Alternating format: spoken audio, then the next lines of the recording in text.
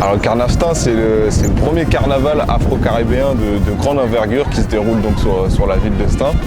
Et donc la première édition, c'était en 2018, à l'initiative de plusieurs associations afro-caribéennes de la ville, avec Action Créole, dont je suis membre, Caravane Saveur, Mas Panam aussi, qui était un groupe de carnaval qui était à Stein, jusqu'en 2019. Tu as aussi Miel Prod qui ont formé ce collectif donc d'associations pour développer et organiser le premier carnaval afro-caribéen sur la ville de Stein. Le carnaval, c'est quelque chose que la diaspora afro-caribéenne, on va dire, chérit beaucoup. Les gens aiment beaucoup ce moment de fête, donc on a voulu un peu organiser ça à Stein pour rassembler la diaspora afro-caribéenne et en faire un moment de convivialité et de fête sur la ville, quoi. Avec les associations stanoises donc, qui organisent ce carnaval, tu as la fédération du carnaval tropical. Donc c'est une fédération qui rassemble tous les groupes de carnaval d'Île-de-France, donc groupes de carnaval martiniquais, guadeloupéens, guyanais, tu as même des groupes d'Amérique latine. Et donc on travaille en collaboration avec cette fédération. Cette fédération, elle nous ramène tous les groupes. Donc tous les groupes qu'on a pu voir, en fait, c'est cette fédération qui la ramène. Donc on va dire que la fédération, elle gère le côté groupe. Action Créole va gérer ses membres, puisque les membres de l'association Action Créole, ils vont aussi avoir des temps où ils vont préparer leurs costumes pour faire le défilé, puisque le carnaval, c'est un défilé de groupe, hein. Donc on se défile dans la rue, on joue du tambour, on danse.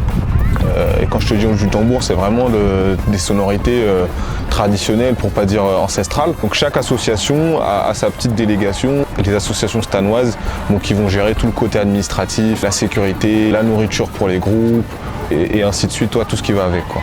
Ça reste un événement associatif mais qui demande beaucoup de travail en tant que bénévole. Je pense pour les Stanois, c'est un moment de fête. C'est un moment où tu vas descendre dans la rue, tu vas pouvoir danser, te mélanger avec les groupes. Et le fait qu'on parcourt dans les quartiers principaux de la ville, tu as des gens qui sont par leurs fenêtres, qui vont apprécier le spectacle par leurs fenêtres. Tu as des gens qui vont descendre, qui vont dire « Ah, on savait pas qu'il y avait le carnaval !» Et ils vont descendre. Et cette troisième édition de 2022 a vraiment confirmé que c'est un événement incontournable maintenant sur la ville de Stein, puisqu'on a rassemblé plus de 8000 personnes, quoi. Chaque année, un groupe va choisir sa tenue. Donc c'est pas chaque année les groupes auront les mêmes tenues. Donc ils vont se faire des mises à jour au niveau vestimentaire chaque année pour se différencier les uns des autres. Mais c'est vrai que le costume au moment du carnaval, c'est quelque chose d'important, puisque c'est quelque chose qui va pouvoir identifier le groupe. On va dire « Ah, t'as vu comment ce groupe il était habillé, c'était tel groupe ». Donc c'est vraiment quelque chose qui va permettre d'identifier, puisque tu as vu, il y avait plus de 15 groupes sur le carnaval. Et s'ils sont tous habillés pareil, on va pas pouvoir les différencier. Donc c'est vraiment un élément d'identification durant le défilé pour les groupes et une façon de se démarquer pour les groupes aussi. C'est de l'organisation en amont, quoi, hein. Entre les répètes des musiciens au niveau des percussions, les répètes des danseurs-danseuses au niveau des chorégraphies, il faut intégrer aussi ce temps de création des costumes de chaque groupe. Donc t'as vu, ça reste un événement associatif, mais qui demande beaucoup de travail en tant que bénévole. Alors la partie concert, elle est arrivée à la deuxième édition en 2019.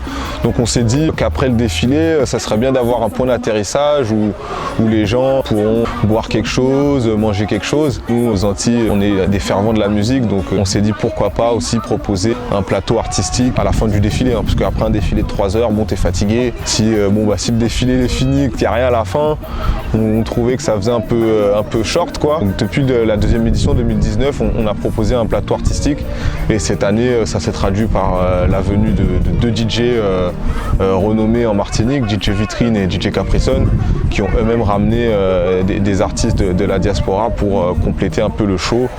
Et je pense que ça a beaucoup plu au public à la fin du parcours du défilé.